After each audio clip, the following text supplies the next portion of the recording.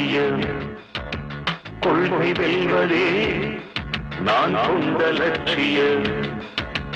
என்னை மதித்தால் என் உயிர் தந்து காப்பே என்னை மிதித்தால் இரண்டில் ஒன்று பாப்பே அடே நண்பா உண்மை சொல்வேன் சவால் வேண்டாம் உன்னை வெல்வேன் வெற்றி நிச்சயம் இது வேத சத்தியம்